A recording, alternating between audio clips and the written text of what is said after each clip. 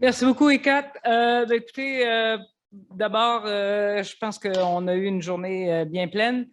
Et pour faire suite un petit peu à ça, puis parce que l'Université de Montréal est très, très impliquée, moi, je vous dis qu'il y a un call for late breakers pour la conférence internationale de l'Union internationale sur la promotion de la santé qui aura lieu du 15 au 19 mai à Montréal.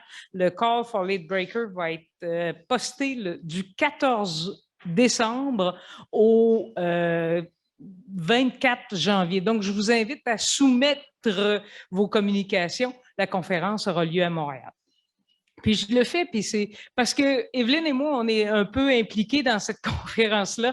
Evelyne co-préside le comité scientifique mondial et je co-préside le comité d'organisation, donc je ne pouvais pas m'empêcher de vous en parler. Donc, c'est un très grand plaisir pour moi de vous présenter ma collègue et amie, professeure Evelyne de Leeuw.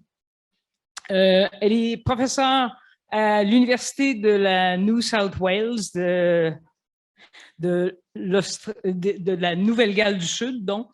Et elle est professeure, en fait, depuis sa formation, elle est politologue sur les politiques publiques et la santé. Et non pas les politiques de santé, mais les politiques publiques et la santé. Donc, tout ce qui produit de la santé.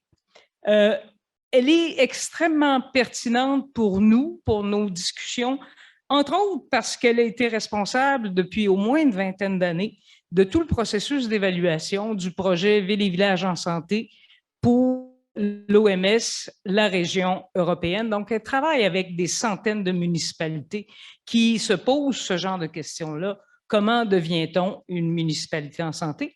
Et elle est aussi directrice du Centre for Health Equity Training and Evaluation, qui est lié à l'Université de New South Wales. Et de façon très, très pertinente, la mission de cette organisation, c'est Co-Creating Intelligence for Better Health Equity. Evelyne?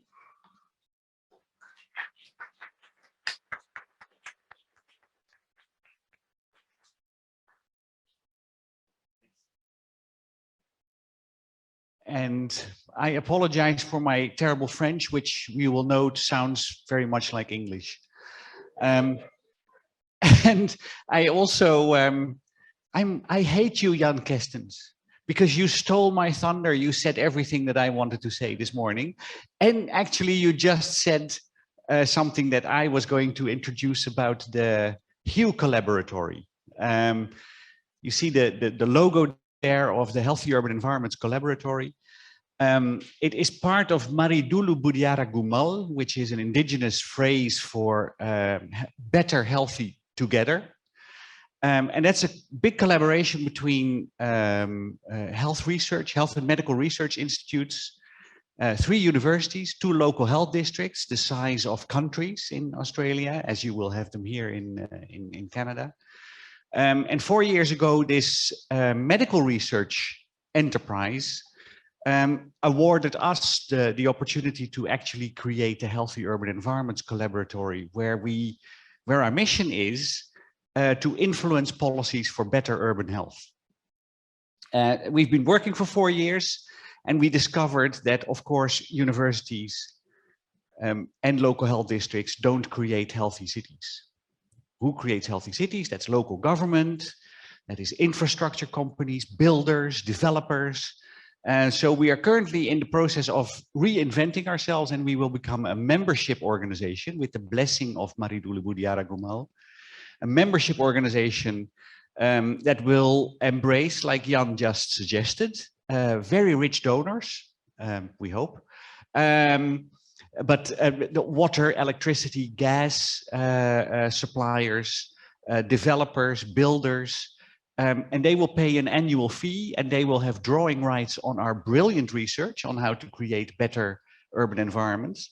But the fantastic, tricky bit of this is HUE, like CHETRE, the other thing that I run, co-creates intelligence. And so we demand that every corporate entity that becomes a member of our new Collaboratory, sponsors a community group, that they will pay the membership fee for a community group.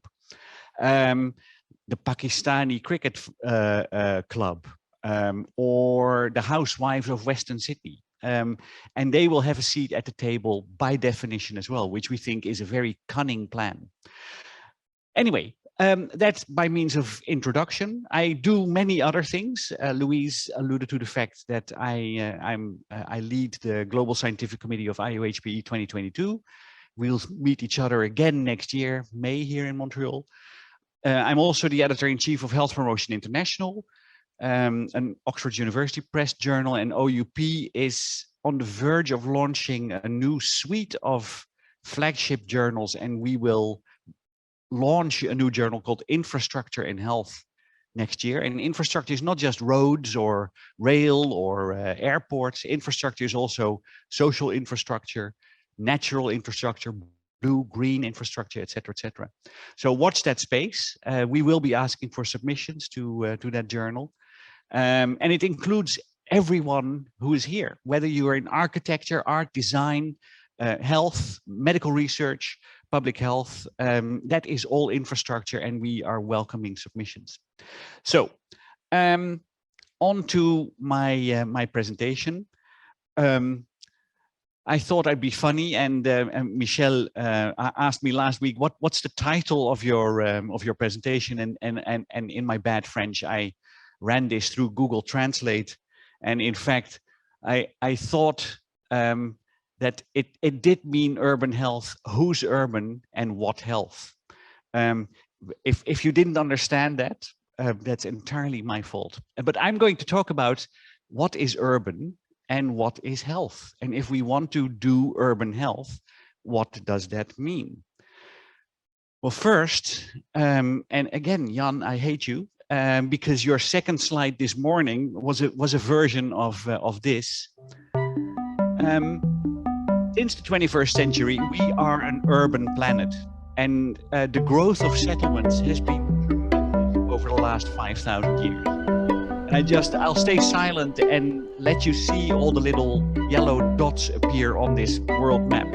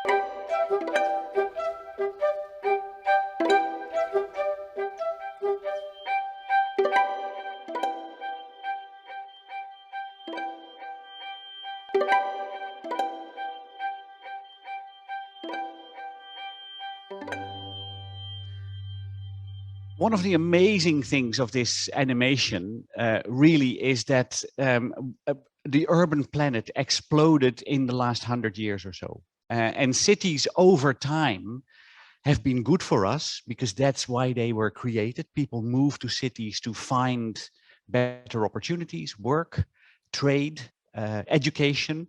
And if you look at the pull and pull factors for urbanization, partner choice is a very important reason why people move to cities. But cities are also bad places. And in particular in the 14th century, the spread of the plague around the world happened through cities on the Silk Route and on ports from China all the way to Europe. And in the latter half of the 15th century, hundreds of millions, no, not of hundreds of millions, hundreds of thousands of people fell victim to an infectious disease that is far vaster in scale than we are currently facing in the pandemic. Although the pandemic is much more global than we have seen in the past. So cities are good and bad for health. And I thought, rather than bore you for an hour, I would start with the summary of my presentation. So there is science about cities. This is not just the creative process of developing a new precinct like here. There is cleverness to developing urban places, and it has to do with systems and people. Cities are a reflection of deliberate or stupid, laissez-faire planning. And if planning is the thing, it is policy. And policy as social choice is who gets what. So we and our institutions and our industries decide what cities look like and what they deliver to us.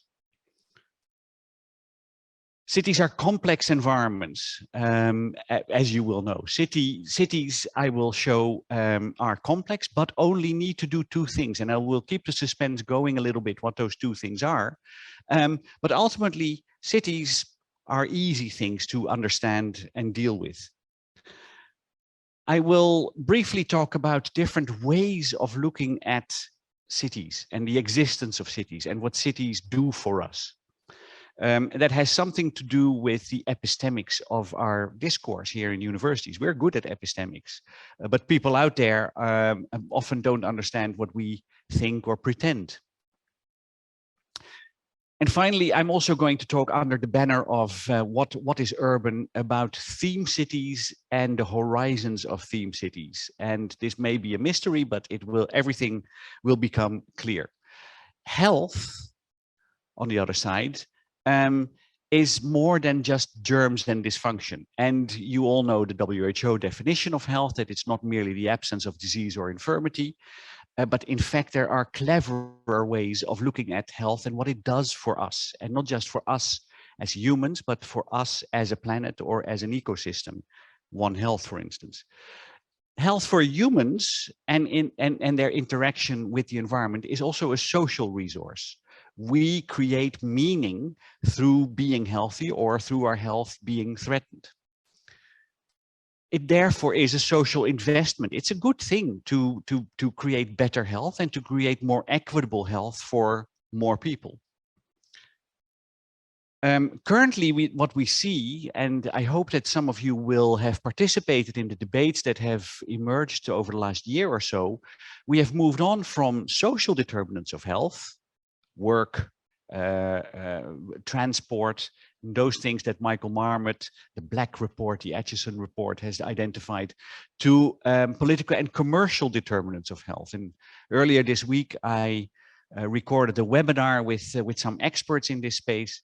And what I found fascinating was that we see commercial determinants of health as bad food, super processed foods, cigarettes, alcohol, all that sort of stuff. But the commercial determinants of health are far more systemic than just them promoting bad behavior. It is about employment, and it's about mobility of people around the planet to follow commercial interests, etc. So political and commercial determinants are the new horizon in thinking about what creates our health. And the final thing that I really want to impress on you is that equity and inclusion are not luxuries. They make us all better. And interestingly, we had a discussion. I was in the equity and governance group. And how do you deal with equity, governance for equity? Well, one of the things that we found is that if you talk to stakeholders in health and urban health, no one will say, I'm against equity. Or no one will say, I'm against health. So that's the hook already. That's where you say, okay, that's very good. Let's work toward this. Then, of course, they may not fund all your beautiful ideas, but that's another thing. But equity and inclusion are good. People are not blatantly against it, and they make us all better, even the wealthiest few in our society. Now, I'm going to talk about urban, and I'm going to talk about health, and let's go to urban first. Oh, before I forget, the SDGs, you did that too. The Sustainable Development Goals actually support us in thinking properly about urban health, because all of the 17 goals have something to do with urban living, urban shaping of urban living, etc., etc., including the ones about blue and green environments. Clearly, have something to do with urban health. So the SDGs provide a package that stimulates proper thinking about what creates urban environments in better ways. So cities are living things. The project that Louise mentioned, WHO Healthy Cities, was conceptualized by a couple of people. The father was Len Dool, University of California at Berkeley professor. Trevor Hancock, British, then Canadian, founder of the Greens, was really a champion of the idea of healthy cities. And Ilona Kickbush brought it into the World Health Organization. And what they all believed was that cities are organisms. Cities are ecosystems in their own right. They breathe. They use resources and they have to get rid of waste. And if you see a city as an organism that can be healthy in its own right, everything in that city will be healthier, or will have at least opportunities to be healthier. So cities are living things, and we must see cities as such, and we can't look at them as stable in time and space. They grow, they contract, they do terrible things, they do good things like any other living organism.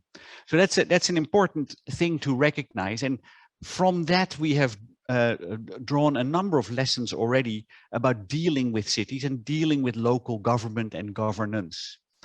One of the things that we learned is that cities are better when it comes to quicker policy making for health, for well-being, for all sorts of things. Local is better in cities. A lot of people would say that's not true. Global change, the SDGs, that's where it all counts. Planetary health is where we need to put our money. That is not true. Faster policy responses are better at the local level. Ultimately, as Samuel Barber, an American writer, said, local government collects the garbage. That's not the national government or the United Nations. So the other thing, at the local level, we know that the balance between institutions and people is more easily struck in cities than it is elsewhere. You see that, if, for instance, in local elections, where there's much more interesting debate, political discourse at the local level about the fate of neighborhoods, of cities, together is actually better. But leadership matters. We hope to elect good leaders for our cities. And for leaders in cities, and those are the people that we hope to recruit as members of our next generation Healthy Urban Environments Collaboratory, a good leader has the potential to do urban acupuncture, which is a term I thought I invented, but I mentioned it to someone a couple of weeks ago and said, no, this is a thing. Urban acupuncture is that you press a point somewhere in the city morphology, and that you have a cascade effect of well-being, social and ecological change. A very good example is currently the Barcelona superblocks, where the government of Barcelona closes off just one intersection in big city blocks. And the result of that is not just that traffic moves differently in the city, but that the urban dynamic, not just in the 4 super blocks around that intersection, but in the blocks around those 4, starts to change, and that people walk more, they have more active transport, they create more green, and more green means less urban heat islands, etc., etc. So by doing something little, you can create massive change. And I think if there's any challenge in doing urban health anywhere, it is trying to identify where those pressure points are in urban acupuncture. And again, what works in Barcelona may not work in Montreal. It is the leadership and working with communities, how you actually trial what works and what may not work. When it comes to systems change, and governance, we have learned already a lot from the pandemic over the last 2 years. And whether it is dealing with infectious disease or urban food systems or climate change, creative governance in a networked environment is very important. So governance in my world is how we do stuff around here. The implicit and explicit rules of a system and how we deal with things. And that creative governance between leadership of cities and the people in cities is very important. Which reminds me, earlier today in several discussions, I heard a lot of people say that citizens need to be involved in this as communities. That is, I think, a slightly fraught argument, because not everybody in a city is a citizen. There's particularly in the global south, there's a lot of informal living, people who are not registered, who don't have citizen rights. And we need to take account of significant populations, even in the global north, that cannot vote, that cannot be heard, that are hidden from our view. There's a fantastic report by UN Habitat and the World Health Organization called Hidden Cities, where they document those invisible populations and the challenges that they face around the world. And that includes in places like Sydney or Montreal. So I said in my summary that there is a science to settlement, and those of you in architecture and urban planning may know this, but those of you in health may not know this. There's this guy called Konstantino Doxiadis, a Greek architect originally, and he said we need to have a science of settlements. These days, the Chicago School of Sociology actually claims that they have a better science of settlements. Neil Brenner, multi-scalar science of settlement. Louise Bettencourt, big data in cities. They claim that they can figure out how cities work by very clever science.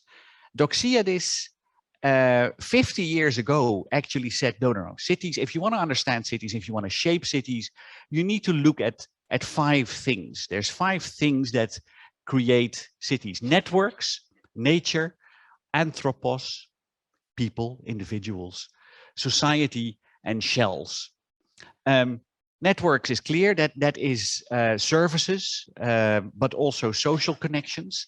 So it's water, electricity, Wi-Fi, how people relate to each other. Nature is a critical ingredient of human settlement. The person, clearly, but also the person as society. And the one thing that you may wonder about, what is shells? Well, in fact, that's not the Venus. Shells is the things that we construct to protect ourselves. That could be buildings like this, it could be houses, but it could also be bus shelters, it could be warm places for the homeless in bad weather.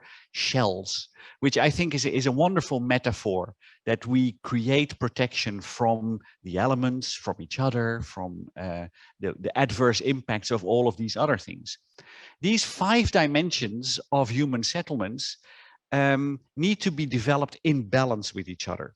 And I think that's a wonderful idea, and I can come back to this as a way of thinking about urban development. Now, Louise said that since 1986, you didn't say since 1986, but since 1986, I've been involved in the WHO Healthy Cities program, notably in Europe, but also elsewhere in Australia now. And I've led the evaluation effort of healthy cities in Europe. The European Healthy Cities program happens in phases of approximately 5 years, and we're currently in the 7th phase. And the evaluation has become increasingly sophisticated and detailed, and I will talk a little bit more about that later. However, one of the things that we found is that we were doing very clever research about healthy cities, but urban health people, urban epidemiologists, the International Society of Urban Health, found us a laughable amateur bunch of urban tinkerers. we at one point, of course, in the history of healthy cities, we started talking to urban health experts. They self-declared experts, the people who published the International Journal of Urban Health, for instance. And those people said, well, you're not doing urban health, you're doing healthy cities, which is a nice social movement that enthuses local communities, and they do something nice in the city, like Barcelona superblocks or greening the environment. But real urban health is data crunching, numbers, epidemiology. That is what we want. And then it turned out that there were other people who said epidemiology, it's not about epidemiology. It's about Doxiadis and his 5 elements of human settlement. And I was frustrated by this. So for the last 30 years, I've been frustrated that you pretend to do, and you actually do very good work, but you fail to penetrate everyone who is also doing urban health. Over recent years, I've had the good fortune of recruiting a couple of PhD students who joined me in that frustration. And Jin Hee, one of my brilliant Korean students, said, but this is a paradigmatic difference.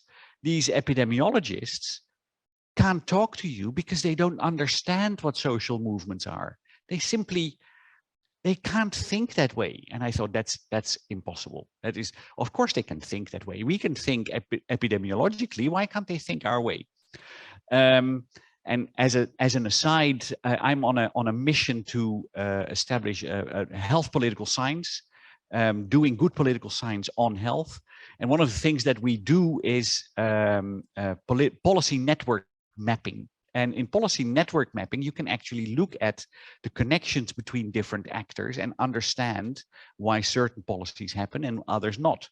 So I thought, let's do paradigms. Let's figure out what these paradigms are. And once we've mapped the paradigms, we can actually understand where the connections are between the different arenas. So Jin Hee did a massive bibliometric analysis. And this is only one of the many pictures. And she didn't look at authors alone, like Jan and Sebastian this morning showed. They looked at all the references in all articles in urban health. So this was not to a scale of 10 or 20,000. This was to a scale of 150,000 references that were all mapped in a bibliometric network map. And we could separate this according to heritage, familial lines, because certain people learn from each other and they have parents and grandparents in the scholarly endeavor. So you see all of these different areas here, hypertension and public transport, healthcare delivery systems, and urban health is in the center as a unifying factor. However, the reality is that if you look at all the journals that publish stuff about urban health, they have very different missions and very different populations that they serve. So we identified, not going into this, you can read the paper there, and we identified 4 paradigms. The medical industrial city paradigm, the urban health science paradigm, the healthy built environment paradigm, and the health social movement paradigm. And again, I'm not going to detail all of this, but the medical industrial city says that urban development is driven by economic parameters, and the health service delivery system is an important element in that economic development, and in concentrating medical research, health service delivery, hospitals, and industry, you will create opportunities for better health in cities, because who would build a clinical precinct out in the countryside? This happens by definition in cities. So the medical industrial city is driven by medical industrial complex economic considerations. And there's nothing bad about that. That is what happens. And there's a literature that explains that precinct development is a very good thing. Especially in France, there is a rich literature on technopoles. For instance, Toulouse is a technopole around aviation, and they've been hugely successful. The second paradigm is urban health science, and they say we should measure everything. We should collect vast numbers of data, because only then we will understand what happens. We will understand things like livability. And once you have an indicator, you can influence policymakers by showing them the indicator, and they will respond. Well, political scientists know that having the evidence and having a policy response are two entirely different worlds. But these people naively say, no, in urban health science, we collect lots of data, and therefore we're doing the right thing. There's another switch in that thing. Oop, I wasn't going to do this. The healthy built environment paradigm is driven by urban planning parameters. And as you know, planning has been a recognized discipline for nearly a century, and really says that you can provide guidelines. There are rules that we can suggest, develop in co-production with communities, that we can apply to the planning and assessment of good cities. These guidelines allow for audits, and then you can see how good parts of the city are, and then you can do sort of urban surgery in order to improve parts of the city, etc. Again, a totally legitimate way of thinking about all of this. Healthy cities, the stuff that I was involved in, is the health social movement paradigm that says people need to drive this. People need to organize into social groups, whether that's feminists or ecologists, greenies, or because they have an urban interest and they want to get their thing right. So urban development in this paradigm is a community issue, and cities are pivots of people rather than economics or data or planning, which is a fascinating other perspective. But wait, there's more. There's not just these four paradigms, because this is within the urban health space. There's another thing. Since the mid-1980s, cities have started to come together on a global scale. First, post-World War II, cities started to twin. Most cities in the world have a twin somewhere else in another country. But from the early 1980s, we've seen the emergence of city networks, and Healthy Cities arguably is one of the first networks right now, 15,000 members around the world of such networked cities. There's a proliferation now of theme cities. Here's a few. There's networks, sustainable cities, resilient cities, slow cities, child-friendly cities, safe cities and communities, you name them. There's a theme city network around it. And with my colleagues at the University of Geneva, I was interested in understanding what drives these theme cities. And also because I meet a lot of local politicians and they say, which one should I join? What should I be, a healthy city or a resilient city or a sustainable city? Well, tell me, you're the expert. You've researched this stuff for decades. And I couldn't tell them. And of course, my key thing is equity. And so I wanted to know which of these theme city networks does equity best. Now, you need to know what equity is. Equity is political. Which of these networks addresses politics explicitly in its missions? So, I will tell you what the outcome of that research was, but that was how we started to look at theme cities. So the question was, what and who do I want to be? And the answer is in the next slide. And we hope to inspire the emerging group of networks of represented cities at the global level. Cities want to have a voice at the United Nations. Cities want to have a voice in national parliament rather than just being an interest. They want to have a voice. So theme cities and our analysis of which theme city network does equity best. And of course, I was biased because I believe that Healthy Cities was where it happens. These were the networks that we looked at. We didn't look at all of them. We looked at their background document. We looked at the published literature on this, the assessments. And you see Healthy Cities popping up twice. There's Healthy Cities, the European version, and there's Healthy Cities Bloomberg, because Mike Bloomberg, the billionaire, funds through WHO headquarters another network of healthy cities that aims at lifestyle change. It advocates for best buys in lifestyle change in cities. And we couldn't exclude that from our analysis, could we? Whereas Healthy Cities, European style, Australian style, Western Pacific region style, aims at systems change, not lifestyle change.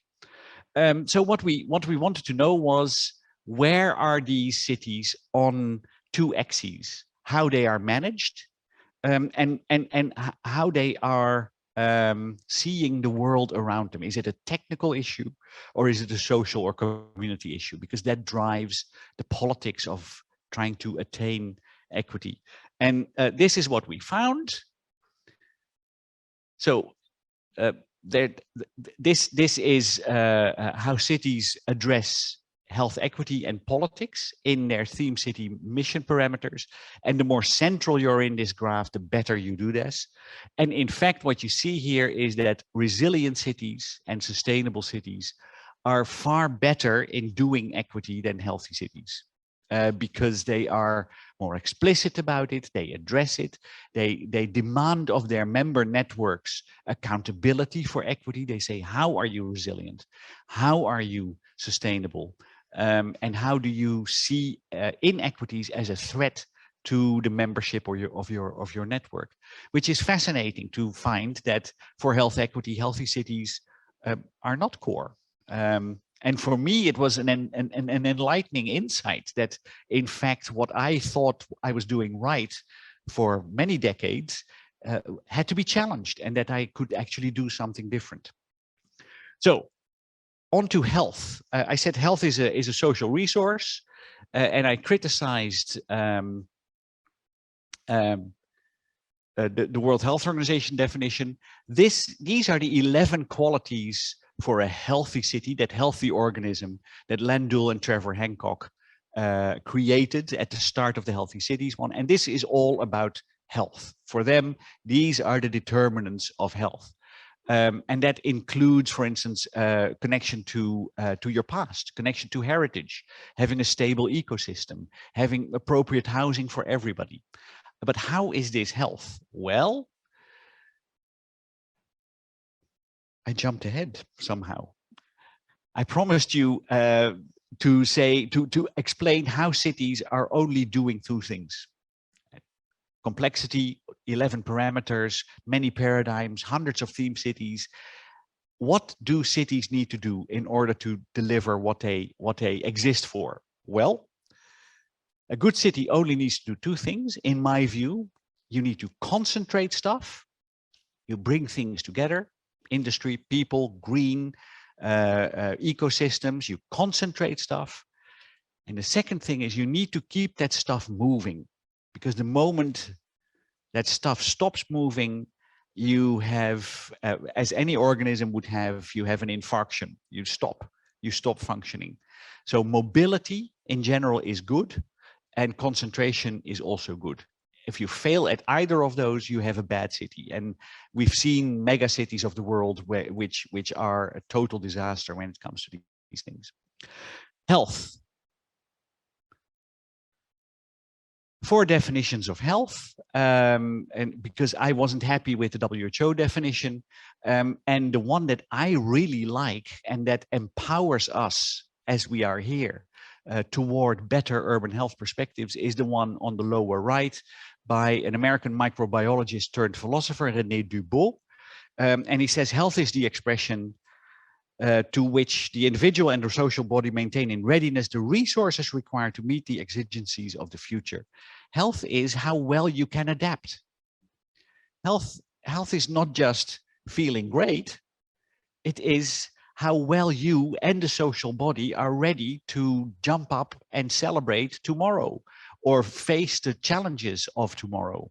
And I think that is a wonderful definition because it allows us to do equity better. It does allow us to do governance better, et cetera, et cetera.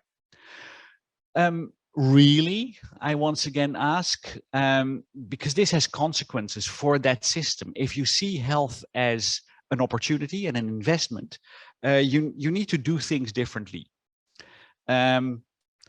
For instance, the medical industrial complex, just delivering care and fantastic health services, may be challenged when you really look at that health definition as a social investment. It also says something about how you conceptualize interventions for health. And I know that some of you have been quite active in thinking about the nature of interventions and how you shape them and evaluate them. But specifically for this debate and for looking at health equity and empowerment of our communities, what's important is something called salutogenesis. Here we go. That says if health is such an asset, if health is such a social resource, we need to build up health. We need to invest in health rather than invest in the repair system.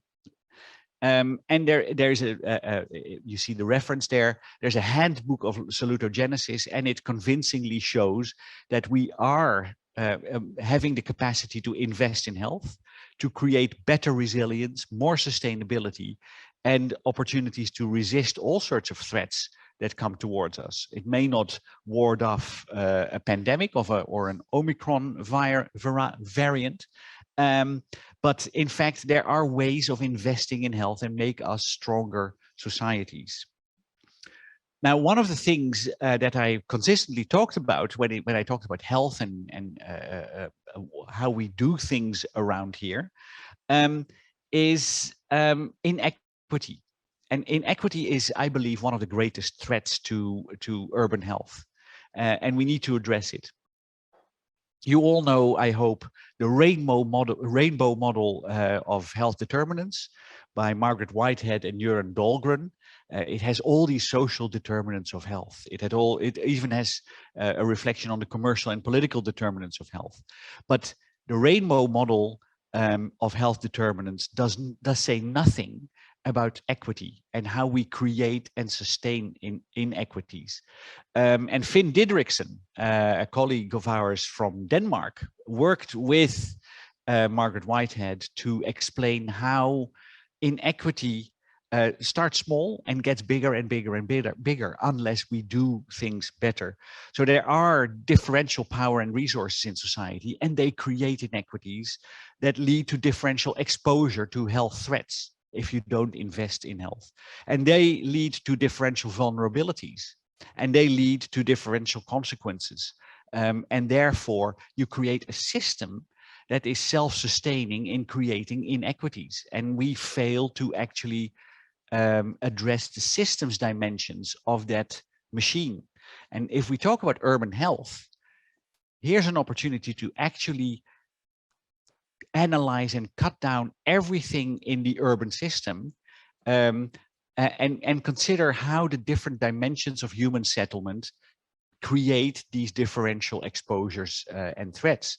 And what I claim as a research agenda is that Doxiadis pentagram, the 5 dimensions of human settlement, give us a very good opportunity to shape a research agenda and an investment agenda to look at dealing with health inequities at a systems level, not in a responsive manner, saying, oh, you are inequitably affected and you need to have some extra services. No, at the very core, I think that the Doxiadis model will create opportunities for dealing with inequities in health.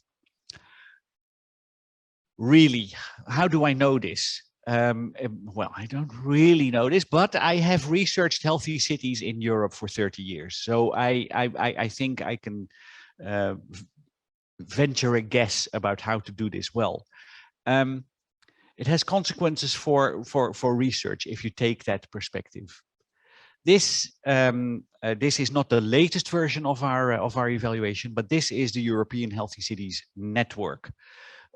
These are accredited networks of cities in different countries, And they also sponsor and are are the home of 99 different healthy cities. And we evaluated those 99 healthy cities. We published stuff on this, so if you really want to know how we did that, it is all available on the line, and you can read about the different ways in which we cut things in different ways. One of the challenges, though, and that is not unique for European healthy cities, is that this is not an experiment. You can't control for the dynamics and the complexity of the system. And those 99 healthy cities, for instance, entered the network in the 5th phase that we evaluated over time. So as you see here, there were only 13 cities designated official part of the network when the phase started. So we could start researching stuff. But the full 99 in the network was only completed by the end of the phase. So how do you deal with that incredible dynamic? Well, we found, and this is only one way of dealing with the complexity of this research in very different cities where you don't have controls, it is not an experiment, is something called realist synthesis. And realist synthesis acknowledges that context matters. And that you can account for context. And those of you who are more quantitatively interested, there is a parallel in statistics, Bayesian statistics, that accounts for a priori probabilities. And that thinking can be applied to these dynamic, complex networks of cities that we looked at in Europe. The other thing is that often you don't need to collect new evidence because we already know a lot of evidence. We know that physical activity is healthy. So you don't need to assess whether people are physically active. You need to assess whether there are policies that enable people to be physically active. So a lot of the stuff that we need to know for urban health is already there. Data matters. There's a lot of data. In Europe, especially, there's something called Eurostat, and you can just dig into Eurostat. You don't have to ask cities. You don't have to bother people in cities to demand data. There's high resolution data through Eurostat. And I'm sure that Statistics Canada also has incredible numbers of data that you can just cleverly mine and deal with. So locating and linking those data in clever ways, ethically and morally, is the real challenge of our time when it comes to developing urban health. And to achieve relevance, and that is what I learned more recently. I sort of had it as a gut feeling in my European experience, but in running our own network between 3 different universities and 2 health services, and now expanding into industry, is that if you want to be relevant, if you want to create healthy urban environments, you don't talk. And I've talked long enough already. You need to listen. You need to listen to people and hear what they want to say. We, the executive of Healthy Urban Environments, has taken urban developers and builders on tours to suburbia that they were shaping. And we said, you tell us, what are you doing here? What is your thinking about creating new suburbs? And none of them are vicious or mean or intending to create horror. But they tell us the barriers to healthy urban developments. And they all have studied in places like ours. They know what they're talking about, but they feel that there are barriers to actually doing the right thing. And only by listening, you will, in fact, understand what is going on.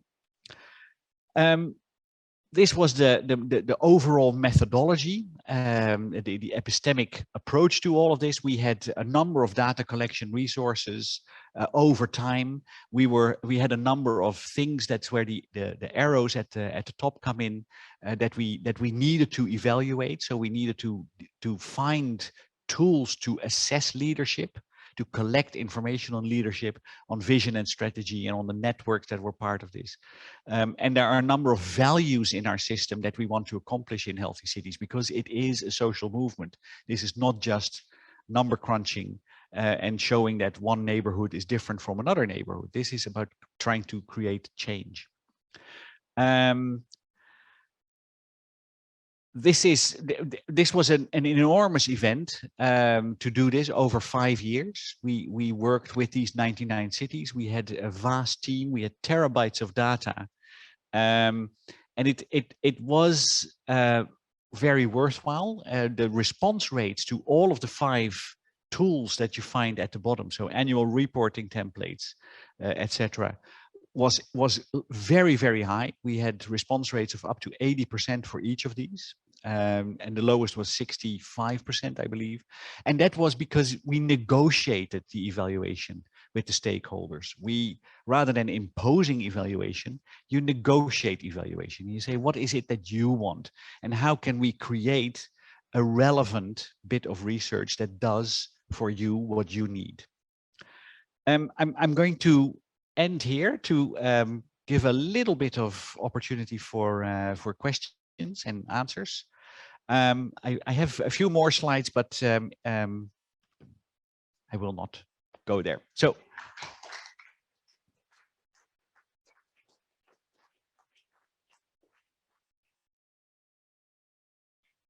Yes, so if you have questions for Evelyne, thank you so much, Evelyne. This is really a great presentation, a lot to think about.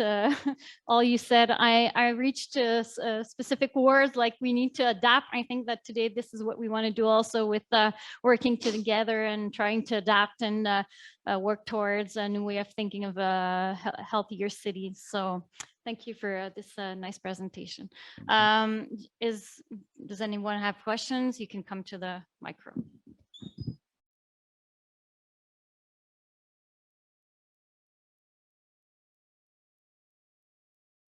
Thank you for this presentation. My question is about the last phrase you just said about how it's important to ask to the stakeholder what they want us to evaluate, us or anybody. And I wonder, in that term of thinking, where would you put health impact assessment in the 4 categories you showed us? So health impact assessment is a very important tool. So CHETRE, the thing that I head up, is the Australian home of health impact assessment.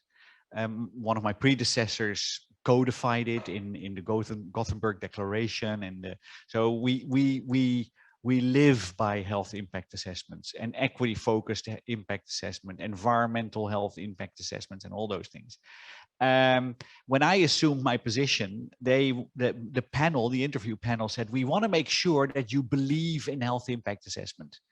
And I said, what is it? Is it the Bible? Is it? I see HIAs as just a tool, just a tool. They say nothing about politics. They give you a protocolized way of understanding health impacts of potentially very large decisions. And then, is it a good tool to negotiate? It's a fantastic tool. It's a fantastic tool, but you need to add a layer of political, social, and economic understanding to frame what the outcome of the process is. For instance, we did in Western Sydney, we're building a new international airport. We did a beautiful health impact assessment of that airport. And we failed to put that on the agenda of the Western Sydney Airport Development Corporation, simply because we hadn't involved them, because we had no interest in doing that. Stupid, but that's how it happened. So it's a fabulous tool, but if you want to make it politically relevant, and if you aim to influence decisions, you need, from the very start of the HIA, you need to consider who you will invite to start using it and what that will mean for them, rather than for us as clever assessors doing a very nice report, because we've done hundreds of them. It needs to become politically relevant, and you start that process at the very start of doing the HIA. Thank you.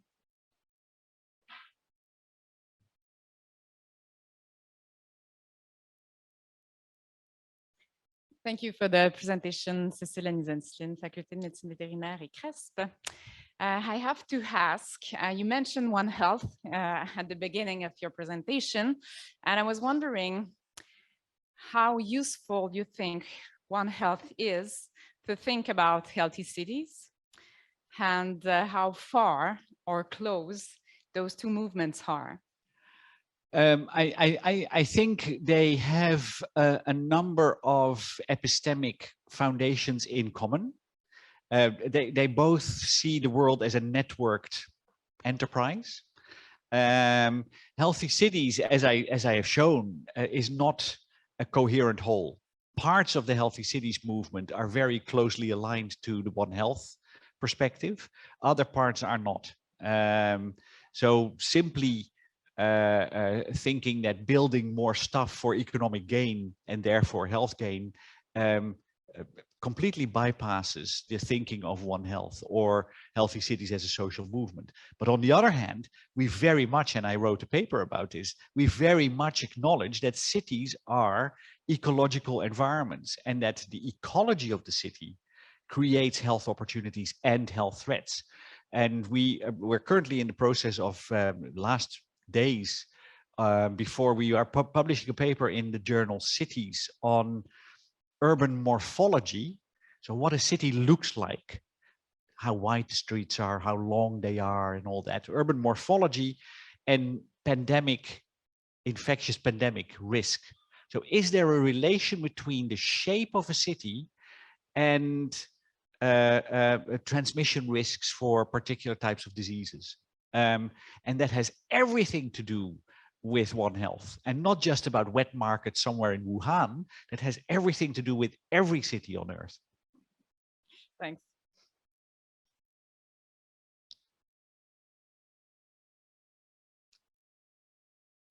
Thanks, Evelyne, for a captivating presentation as always. I love your graphics. So much fun. I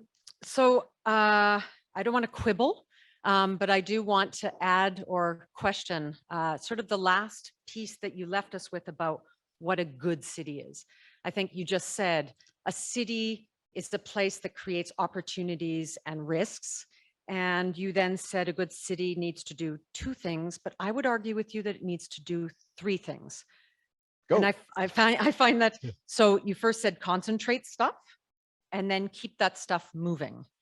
And I would suggest that that is unnecessarily utilitarian, and that it disregards the fact that it needs to do both of those things equitably. So why the oversight? And what's your retort? I think you're right. So that's the easy and cowardly response. But no, I do this because what I know is that, and there are very few politicians here in the room, but this is the sort of argument that hooks politicians. And then when you simple things, transparent things, and then once you hook them, you can become complex. And so, in fact, that is here. This is what we need to do. We need to acknowledge complexity, but in fact, zoom in on what matters within the complexity. And of course, you're right. Okay, so you're treating us like politicians. Okay. I was trying to hook you. Yeah, and I had hoped that it works. As an aside, the British philosopher Alain de Botton. Anyone knows Alain de Botton? Alan de Botton? No? He's a philosopher, and he's a very clever man, he thinks, and a philosopher. Look him up on YouTube. He has an interesting, very short series of YouTube videos where he claims to know what a healthy city is. And he says, look, a healthy city is a city that has a lot of visitors. Venice, Florence, they're healthy cities. No one wants to go to Vladivostok. No one wants to go to Brisbane. Well, no, some people will want to go there. But this, the number of visitors is an indicator of what a good and healthy city is. But that is stupid. And in trying to be elegant about the argument, you lose the potential, because this very video by Alain de Botton has hundreds of thousands of views, and there's entire tribes in the world who believe that this idea, that this measure, that this metric of a healthy city is the only right one. So no, complexity is what we want, but we want to attempt, or we want to pretend to say it's a simple thing, this complexity stuff.